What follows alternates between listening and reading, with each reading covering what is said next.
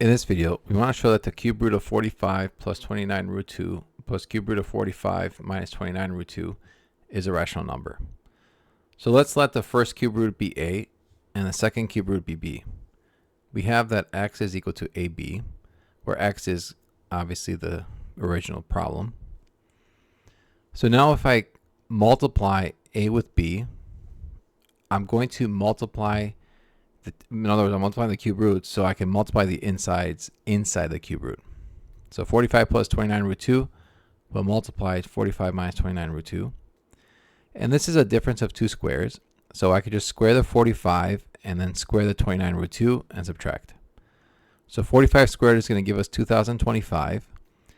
I'm going to square the 29 to get 841 and square the square root of 2 to get 2. So 841 times 2 is 1682. So 2025 minus 1682 is 343. And we can cube root the 343 to get 7, because 343 is 7 cubed. So 8 times b is going to give me 7. Now let's cube both sides. So if x is equal to a plus b, as we defined, we'll have x cubed equals a plus b cubed. And a plus b cubed is just a cubed plus b cubed plus 3ab times a plus b. So now we just replace it. A we said was a cube root of 45 plus 29 root 2. So if we cube it, the cube root goes away. So this represents a cubed. Same thing with b cubed. B cubed, or b was the cube root of this, but then the cube got rid of the cube root. And then we have ab. So 7 is ab, and then x was a plus b. So now when we add a cubed with b cubed, the 29 root 2 is going to cancel. And we have 45 plus 45 is 90, and then 3 times 7 times x is 21x. Now I can bring the 90 and the 21x to the other side to get x cubed minus 21x minus 90 is 0. And I can define a function, let's say a polynomial, f of t equals t cubed minus 21t minus 90.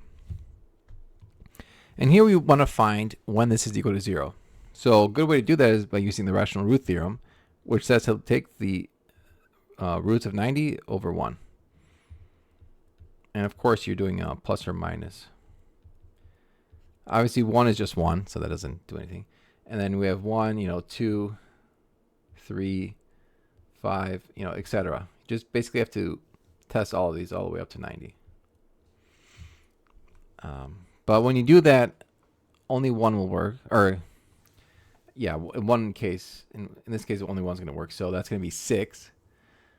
So I guess I should have gotten one more to 6.